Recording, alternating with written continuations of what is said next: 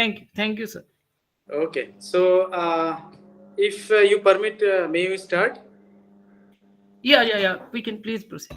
Okay, so I'd like to request all the participants be seated, and all the online participants to do join us as soon as possible, because I can see some more are yet to join us. Okay, sir. As it is already 11:30, it is already 2 minutes past 11:30. So I think without any further delay, we may start. Okay, Akshata, can you start the session, please?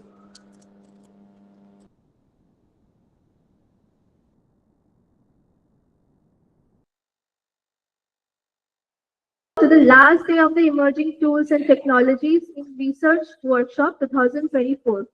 This session is going to be taken care by Mr. Abhijit Debnath.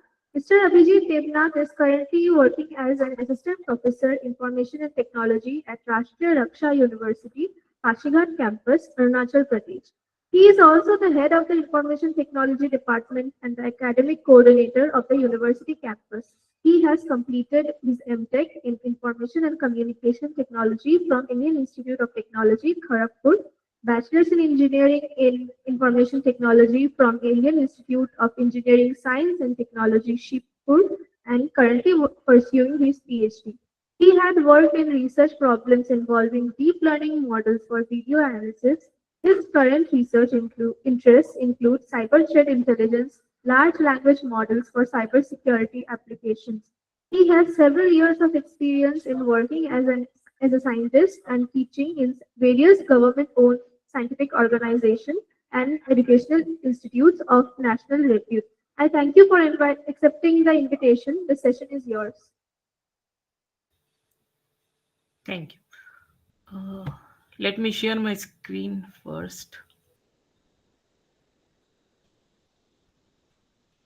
I would like to request the moderators if I may be given the rights to share the screen.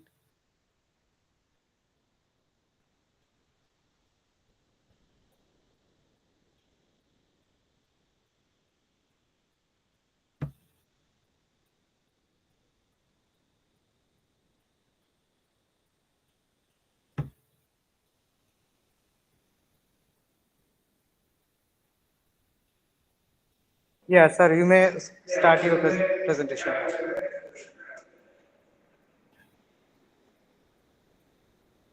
Yeah, but I'm not getting the option to share the screen.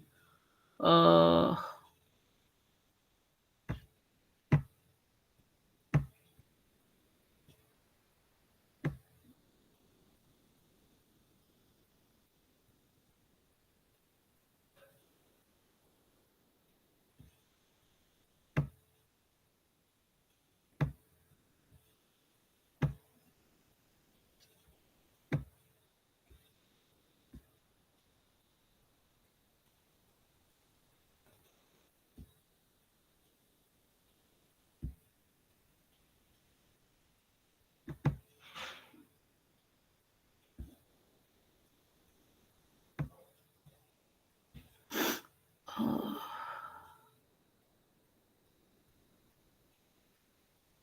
yeah, is there any option that needs to be enabled from your end so that I can share my screen?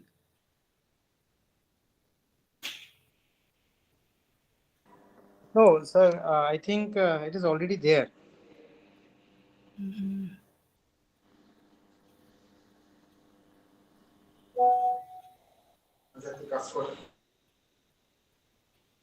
Or if you can share your presentation so that we can present it from our side.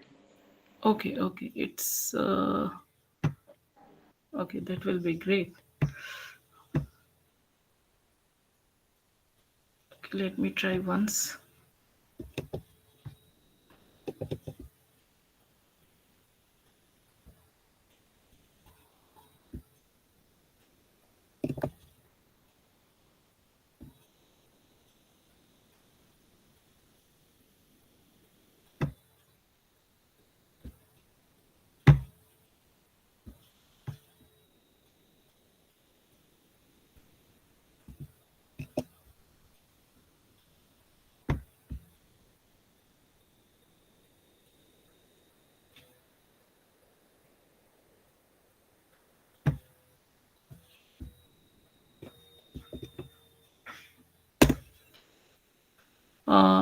I have sent the presentation link in the message.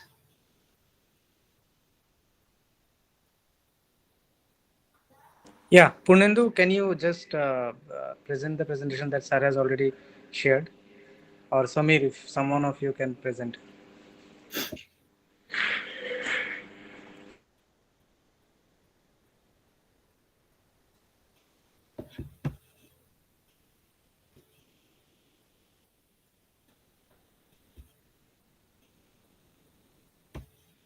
Oh, I got it. I think it's possible.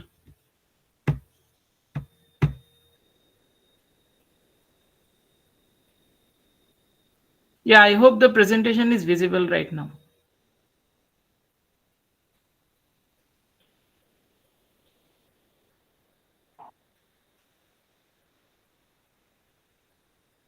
Yes, yes, it is visible.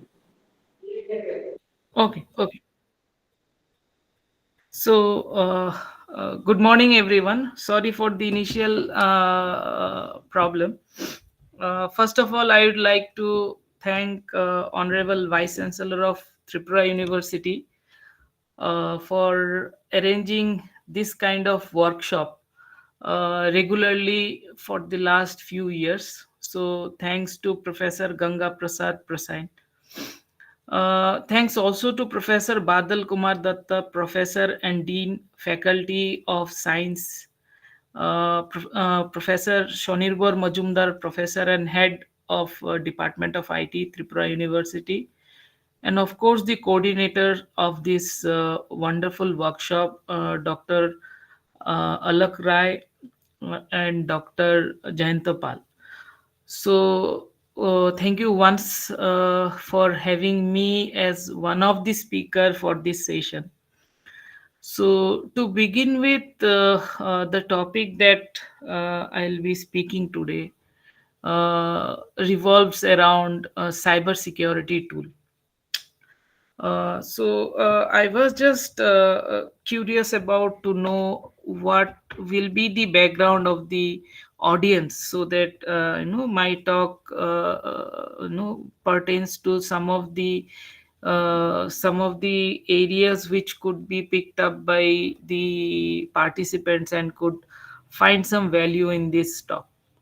So, since I came to know that this workshop has got participants from both the IT and maybe someone not from the pure IT domain, so I have kept this topic in such a way that somebody who is less exposed to IT resources can also get benefit from this workshop, from this particular session, just for a case that he or she himself can do some kind of cybersecurity analysis on her or his own computer, from the point like finding out some malicious applications being prevalent in the system, or some kind of way how the system internally works, and that can give a better understanding of whether some other processes or other harmful softwares are there in your system. When we talk about cyber security tools, we often see that these tools are not always free of cost. We see that cyber security tools it amounts for crores of money. There are many cybersecurity softwares. In fact, we all have heard of what Pegasus has done, in our country, and the impact that it has done is still under investigation. So, since cybersecurity softwares and tools varies from a lot range, spanning, the complexities that it comes with to operate, and the worth that also comes with it. So, I tried to simplify this presentation by limiting only to the softwares which are freely available and which are very much, so to say, harmless in a way, that each of us can use and download and use in our own systems. So that was one of the idea to come and discuss with all of you regarding this software. So just to brief about the presentation that I'll be talking about, mostly I'll be talking about something called sys internal tools. This sys internal tools, it started by two person, and they started these softwares with the idea of giving some help to the IT professionals so that they can debug the systems better. They formed a company, and later on that company was acquired by Microsoft. So now all this is internal tools. I'll be showing it from the website too. There are several domains of softwares that are available in this internal tools, be it from the process oriented, be it from the network oriented, or from the disk oriented. So there are several softwares that are there, and which can give you a detailed view of of a particular application or a particular service that we are looking in the Windows, and which is now also extended to the Linux environment too. Some of the key tools I'll be discussing here in the presentation. Of course, there are many tools which which is very difficult to discuss in one session, but I'll always leave a pointer so that later on you can go and explore the other softwares. So to begin with the sys internal tools, Windows sys internals, as it is presently being known, is a website that offers technical resources and utilities to manage, diagnose, troubleshoot, and monitor Microsoft Windows environments. So originally, this sys internal website were known as internals, and it was created in 1996. So there was a company called W Internals Software LLP, which was located in Austin, Texas. And later on in the year 2006, it was acquired by Microsoft. And now, from the Microsoft website itself, we can get access to all this internal websites. Now Microsoft itself manages the repository. Sometimes they do merge two to three tools in a single tool, and they rename it to some other variant. So if you go to this particular website, or you may write in the website, in the Google itself, if you write sys internals, you'll be landing to a page something like this, where on the left hand side you will find there are a host of subdomains where softwares are being cataloged based on their utility. So, and there is a lot more documentation about the software. And initially, as I had already mentioned, that the whole idea of having these softwares was to troubleshoot and get into the details of how the Windows functionalities, Windows operating systems are being done. But having said that, it has also now been able to provide certain applications for the Linux systems as well. So we'll just start with the first tool. So the first tool being Process Explorer. So as we all know that processes are something which are basically programs in execution. So whether it's a it's a PowerPoint presentation that we are giving, or a web browser that we are browsing through the website, for each of the application that is being run, some process is being executed at the back end. uh, we have this option of seeing the process by pressing all control and del. But there we don't get a detailed view of the process and its sub process. I mean, the parent child relationship is not being seen there. At the same time, which process is accessing what resources, and what are its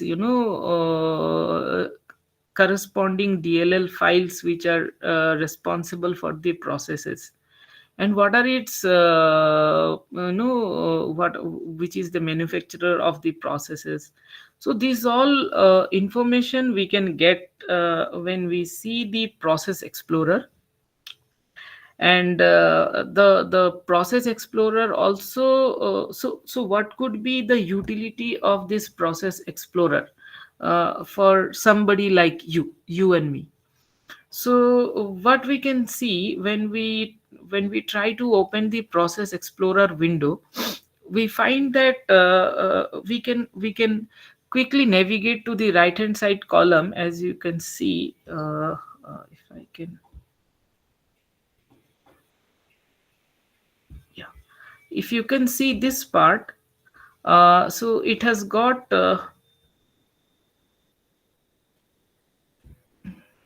so this part is having the company name.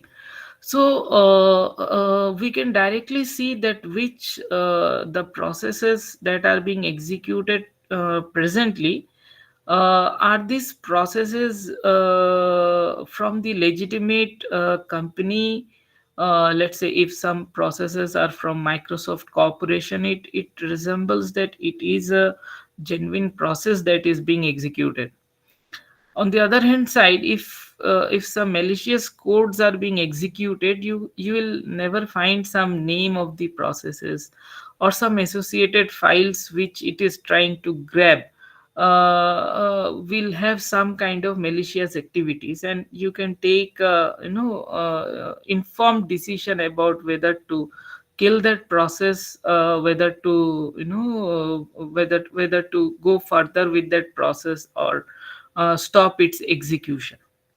So in that way, process explorer helps you to get a detailed view of what all activities, what all processes will be helpful for that particular environment in which the operating system is executing. The next utility that I wanted to show is auto runs. We all know that auto runs are some softwares.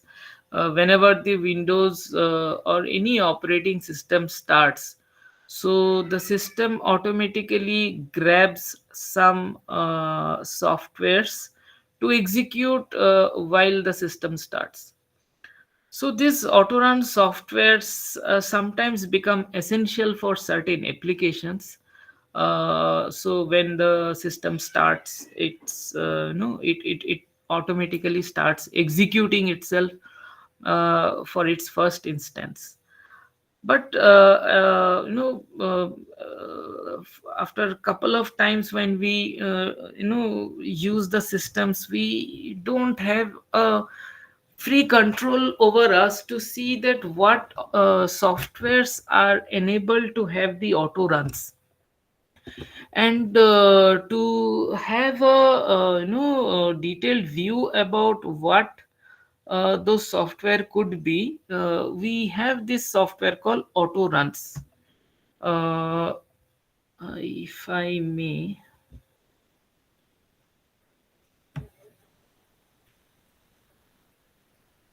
I'll just share my entire screen so that I can uh,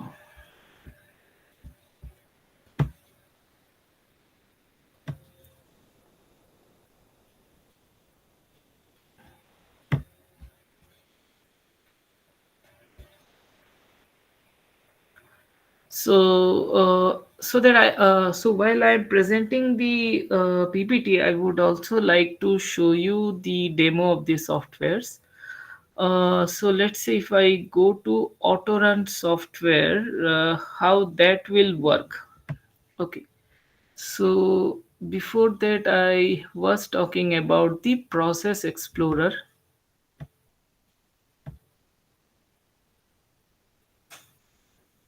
Can you see my window screen right now? If anybody can confirm.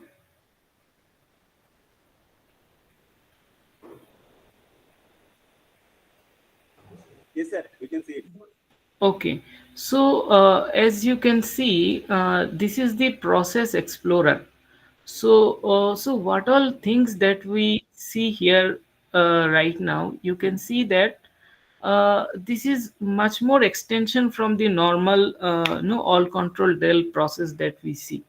So here you can see the process being categorized among various processes and sub processes itself. So you can see what are the registry processes, what are the system idle processes. These are interrupts, and then we have this SV host exe. Also, the parent and the child process relations are also being mentioned here. If you just scroll down here, you can also see what process, what the usage of CPUs in this location. So which process is taking what amount of CPU? The process which has been suspended at right now. And also, if you go down, it can also show you what are the process ID, a brief description about the process. And finally, on the last side, that last column is the organization name. So let's say if I take about this one, this NVIDIA display container.exe. So it's from the NVIDIA. If you further double click on this process, you can also see that there are other host of information that you get. You can also see about the what are the threads under these processes that are that it is being executing. So I hope if somebody of you are from the CS background, you probably understand the relationship between process and thread. You can also see, what are the performance, what are the performance graph that it has done regarding the usage of GPU,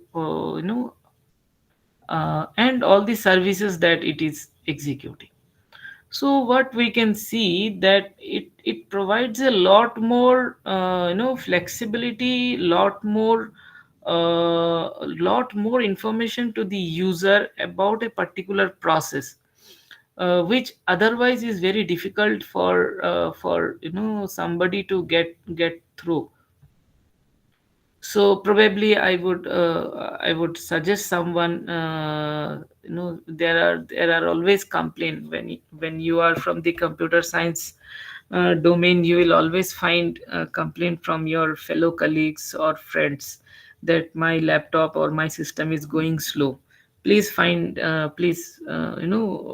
to find a solution for it. So this could be one of the way you can find out all the unnecessary processes. There are at times we find that the system gets, it gets piled up with some unnecessary softwares, which in turn slows down the system. So this is one of the good way to safely eliminate processes which are not executing, which are suspended, and which could free up the resources of the CPU to some extent. So as I go down, you can see that the processes are being displayed in a hierarchical way. And it's very easy to locate and identify the processes that are being executed by the system right now. So process explorer helps you in that way. And yeah, you could help it, you could use it for any of the research areas where you can, if somebody is interested in doing some kind of process level research, so it comes very handy in that. The next software that I was discussing about was autoruns. So normally we see that autorun provides it provides a way that some software, when the system starts, should automatically start without any user intervention. And for that reason we have these autorun softwares. So I'll just once in a while I'll just try to show where this sys internal softwares are.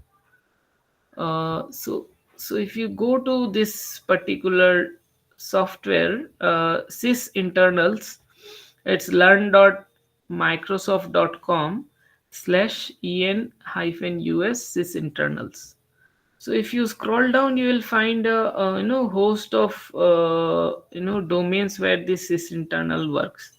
It could be in the domain of file and disk utilities, networking utilities, process utilities, security utilities, system information, miscellaneous, and there are some other suites as well. So auto runs that I was talking about, auto runs. So this is the autorun software that I was talking about. So how to download a particular software? You just click on here.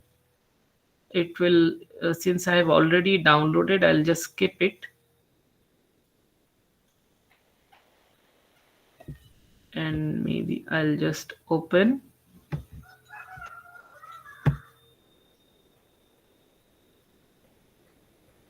Okay. So now you can see this window provides me a clear picture of what auto runs my system has enabled. No, presently these are the options, these are the softwares which are having auto run enabled in my operating system. So as what you can see, you can you can either select uh, whether Windows softwares are there, whether WinSock provides softwares are there. You can filter it based on your based on the options that are available there. If there is any auto run feature related to office packages, yes, I find that these are there. And if you click on everything, then all the softwares will be coming here. So this also gives a lot of detailed description about not only the software, its vendor, but you can also see the registry location is also being displayed there. So you can take a very clear understanding of what your softwares are enabled to start when the operating system starts. Moving forward, we'll just go back and forth with the presentation and the softwares. The next one being process monitor.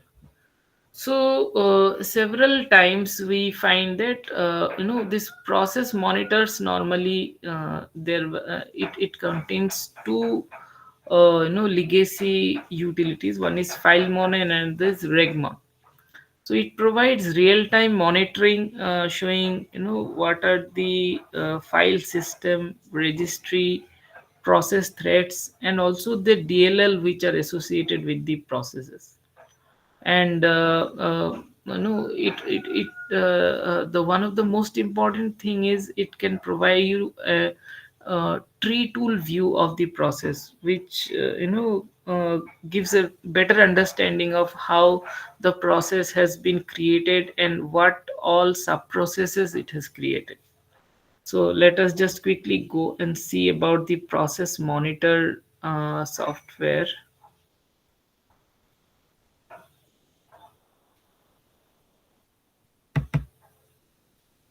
So this is the process monitor for the time for the time I have already downloaded this softwares.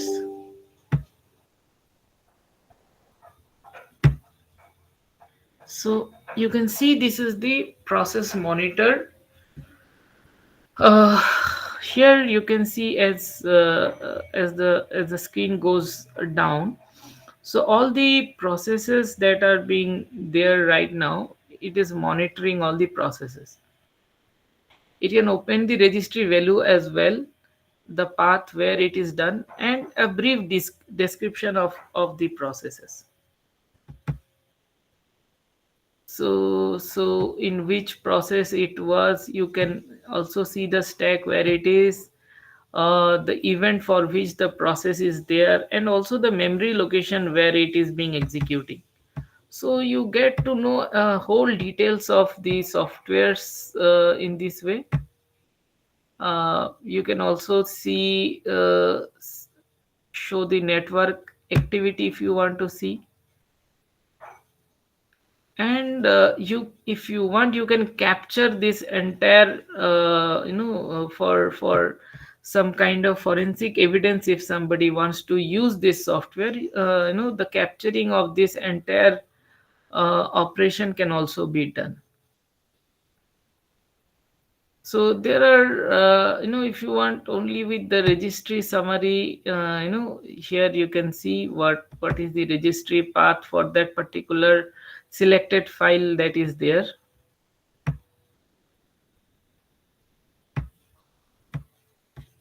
And that way you can see how the process monitoring is working.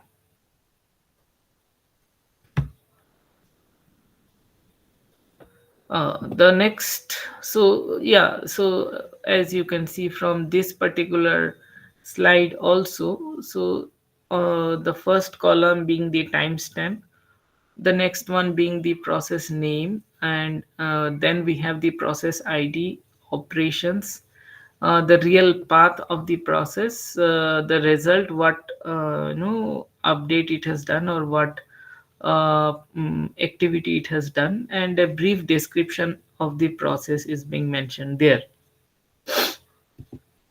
The next software is something called the ps tools. It is designed to manage both local and remote windows systems, and it also relates to process. It is basically a command line activity, unlike the other tools that I have shown. So it will have a prompt, and those prompt will give you those prompts will enable you with some commands like ps exec no to execute a remote process. If you want to kill a particular software, you can use the command like ps kill, which is basically to terminate a process. ps list, which provides what are the active list of processes logged on, since we are connecting to a remote server, we can also show the who is logged on locally, and via resource sharing mechanism. ps services, it views and controls the services. We can also shut down and optionally reboot the computer using this ps tools. uh, we can show how long a system has been running since it was last reboot, and several options like changing account password, measure the network performance, could be done through this tool. I'm not showing the demo of this software because it requires the command line prompt access, which will take some times to set up. So I'm just skipping its demo. The next one being Sysmon. This is a Windows system and device driver that monitors and logs system activities to Windows event log. So basically, what it does, it logs on the process creation with full commands, and what are the hash of the image files. So all the intermediate system monitoring activity that are being going on. So it is capturing all the details. So it is basically used to identify malicious or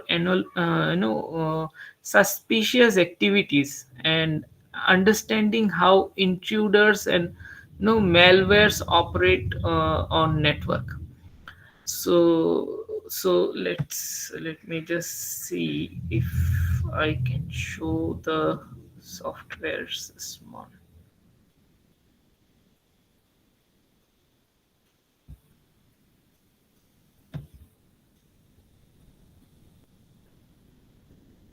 Okay, this is also a command line application, so it will work only in the command prompt, I believe. uh, so it is not possible to show right now. The next software that is Access Enum. So this Access Enum provides a comprehensive way of file system and registry permissions, helping to identify vulnerabilities and manage permissions. So what Access Enum basically does, so it will provide a window, and through this window we can either see what all show who has accessed the directory files registries. We can read, write, and access, deny the access of the file systems. We can find out the security holes, and the best thing is it provides you with a graphical user interface. For example, let's say if I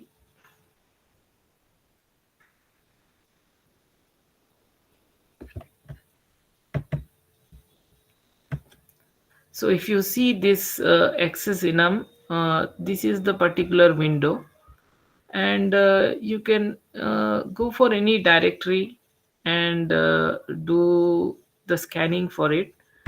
uh, let's say we are doing for the C Windows itself, and you press on the scan. So as soon as you do this thing, you will find that all the directories, what all permissions are there, what what activities are denied. That will be like this is one file which it is showing that it is denied by the administrator too. So this way, Access Enum is a great tool to find out whether some folders, some files has been corrupted by malicious softwares, and we can locate to that files, and then uh, do the necessary scanning with our antivirus and other softwares. So I'll just stop this software here itself and go back to the presentation. So after this Access Enum, will have another software called Delete. So as the name suggests, this Delete is a command line utility that deletes file by overwriting the data, because normally in the computer terminology there is nothing called delete, so it only replaces the chunk of memory by some new files. So, and this kind of operation is unrecoverable. So as delete, as it says, it cleans the free space on disk, and it ensures that previously deleted files cannot be recovered. So again, it's a command line utility. So once we install it, just like a command in a DOS prompt with administrator privilege, we can execute it, and and and we can delete those files which normally could not be deleted by certain normal softwares as well. The next software is called TCP view. So with this, if I can go back to the software, so you will see that mostly I have discussed the softwares which are related to process. If I click on this tab, it these are softwares related to the process. I took one software from the network utilities, which is TCP view. So as it says that TCP view is a Windows program that will show you detailed listing of all TCP and UDP endpoints on your system. So that means any TCP or UDP connection that has been made in your system will be visible through this TCP viewer software. And this TCP viewer software has got uh, you know it's a very handy tool to see that it shows all active TCP and UDP endpoint, including local and remote access. So it will make sure that there is no unwanted unwanted malwares or or some other malicious softwares which are snooping through your system and passing some information to the remote server through your system. So to show you some show you the view of TCP view, let me just run this software. And as you can see, the software will be something like this. So as you can see, the first is AnyDesk is running on my system, and it's the TCP connection that it is going. The next TCP connection is nvcontainer.exe. Then I have this NVIDIA servers. Okay, it has gone.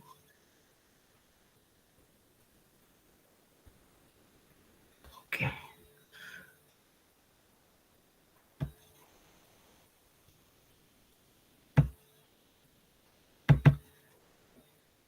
Okay, since it runs on DOS, it does not stay for for a while. So what we can see that all the TCP connections are there. My free download managers and all these things, like the Chrome is presently being connected. The Messenger is being connected. So all these things are showing it once, and since it's just showing us a view. It's not staying for the long time. So, what I would suggest at this point, I can take up some questions. If audience, you have some questions, we can have it right now. Any questions so far?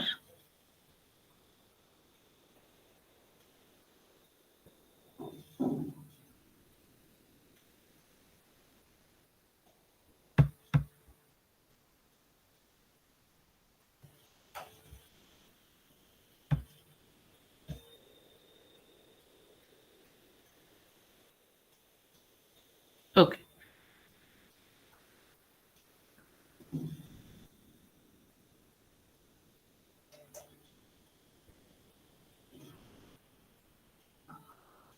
So with this, I'll come to the next part of the presentation. Yeah. So I'll stop about the tools that I was discussing so far, And I would now, because the topic of my presentation was cybersecurity tools for research, but I tried to discuss some prominent cybersecurity tool, which could, which could provide a idea to a general user, how to find out, several happenings in the systems and how they can locate and find out if some malicious activities are going on there. But having said that, what could be the research domains of something prominent in the area of cybersecurity? I wanted to discuss it in after I discuss the tools. So, to begin with, the emerging cybersecurity threats and vulnerabilities would be one of the area where study on how cyber threat has evolved over the year. So, as we all know, that cybersecurity challenges are evolving as the years are being passed. So from the very basic viruses to complex ransomwares and malwares, as we now see, the problems also increase as we come and see technologies like generative AI has come up these days. So what generative AI has given the power to hackers, or those who are working with this malicious intent, they come up with a lot of threat actors which try to bypass the system securities, because it's not a human being which is attacking. So now the bots are changing their behavior and they are trying to penetrate this defense system of the modern days computer or the critical infrastructure. So how that that cyber security threat could be mitigated, how that safe zone could be made, is a very emerging area. And the more we work on it, there are ample scope that that new work could be done in this area. The next thing could be machine learning and AI in cybersecurity. So cybersecurity is not something which could be seen in isolation to be a topic. AI and cybersecurity, as we see that machine learning plays a very vital role for threat detection, response, and mitigation. And the power of AI and ML can be greatly used in these sectors, in this domain. The next domain being cybersecurity for cloud computing. So, when cybersecurity for cloud computing comes, we know that cloud being cloud being an infrastructure being provided by a third party, maybe. So how the resources or the services that somebody is hosting, how that could be integrated with the cloud offering platforms, and what all risk are being associated with that cloud infrastructure, and how to mitigate those risks, so that the infrastructure or the services that could be offered could be risk free. So that is again a great challenge, uh, because mostly we find that cloud service provider comes with a different level of service level agreement. And when you as a cybersecurity company try to host some kind of products or services, you have a different service level agreement, and both these have to be in sync with each other. So if there is a break of trust at the cloud service provider, but it ultimately harms the service that the particular organization is offering. The next thing being ransomware attack prevention. Yes, anyone? Yeah, the next thing being ransomware attack and prevention. So, ransomware attacks, you might be hearing about the recent cases of digital arrest that are there. So these are cases of ransomware attacks where some kind of ransom will be asked so that your system might be might be unlocked and you can get access to all your resources. In fact, the recent case of digital arrest, which is very much increasing in our country these days.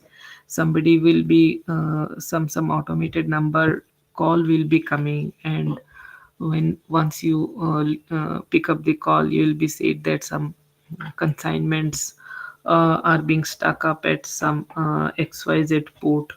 Your Aadhaar card number is there, and you will of course deny that it's not yours. But then they will try to convince that it is yours. Then someone else will call claiming to be a police officer. So it will create a situation of panic where you before you think anything else, before your subconscious mind starts activating, they will put you under stress and try to extort money from you. So these are also areas where much of work can be done.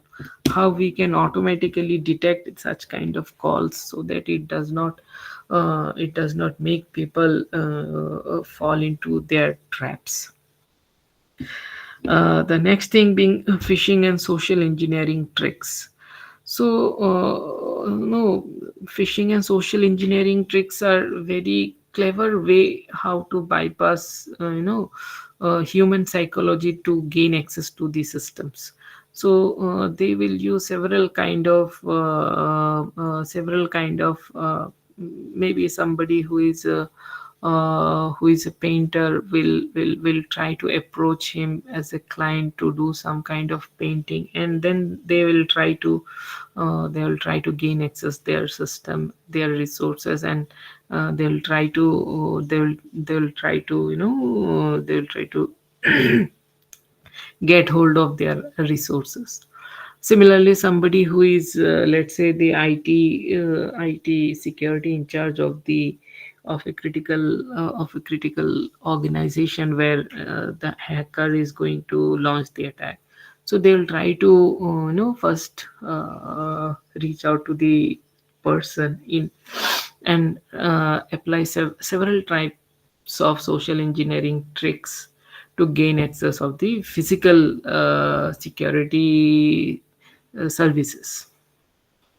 Next are those advanced persistent threats, which basically is the study of what are the threats, what are their impacts on the organizations, and the strategies to detect and counter them. Securing the IoT networks, because nowadays exploring the security challenges and vulnerabilities in IoTs and networks are also very crucial. Analyzing the zero day threats, their discoveries, approaches to mitigate potential damage. So zero days vulnerabilities and exploits, what it refers to is, let's say, Microsoft is launching, let's say, Windows 13. So on the day Windows 13 is being launched, let's say on that particular day, the Windows 13 is being there are several vulnerabilities that are being discovered. So that is known as zero-day vulnerabilities. So zero-day threats are very dangerous. Many organizations are spending huge money. They are in one way exposing their limited versions to several hackers to find out of course, the white hat hackers to find out the vulnerabilities in the system, so that on the day it is launched, it does not, in a way or the other, it does not damage the system of or damage the reputation of the software. Similarly, network security investigate the function of the firewalls, the intrusion detection systems, and the latest developments, patches that are there. And finally, the privacy and data protection. At times it is very much important that the best practices to protect the personal data, ensuring privacy in this digital age, should be maintained. So with this, I'll just finish off my session here, and if there are some questions, I'll be happy to take some.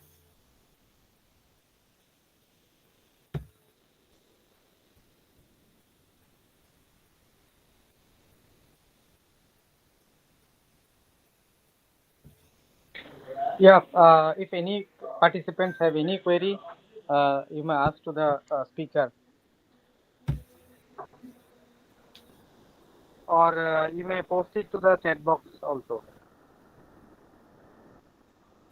Yeah, you may. Yeah, if there are any questions, any queries, you can please tell here.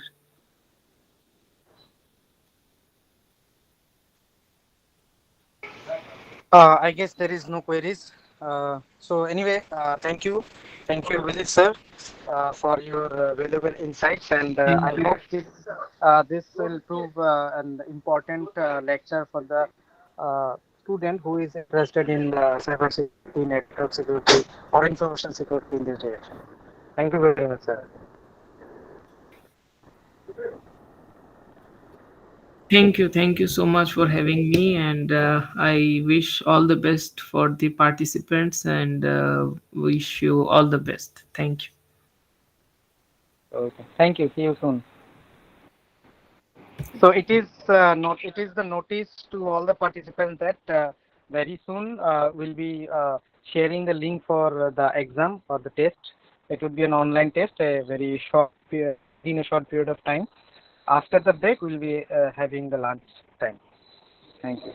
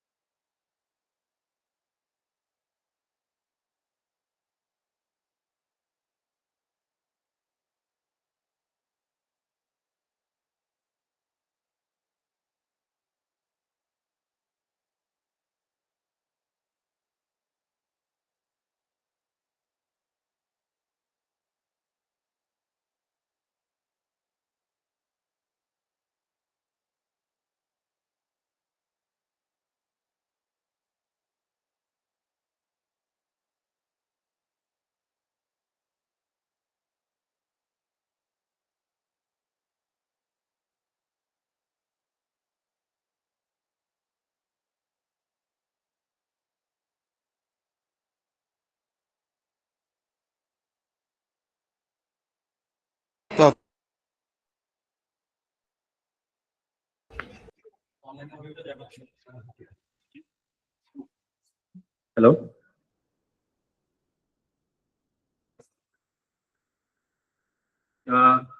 आज 12:30 को खत्म हो गया था session, मालूम था हम लोगों को, लेकिन क्योंकि पहले ऑलरेडी बोल दिया ना कि 1 बजे होगा, तो ऑनलाइन पार्टिसिपेंट का लिंक और आपका लिंक सेम है, नहीं तो हम लोगों को इवोल्यूशन में प्रॉब्लम होता है। तो एक ही लिंक है, वो ऑनलाइन के लिए भी शेयर करेंगे, आपके लिए भी शेयर करेंगे। तो व्हाट्सएप ग्रुप में मैं लिंक दे रहा हूँ आपको, तो आप मल्टीपल चॉइस क्वेश्चन है, तो फॉर्मेलिटी के लिए लेना पड़ता है एकदम, इसलिए लेना ज़रूरी है, तो मैं भेज रहा हूँ, ठीक है।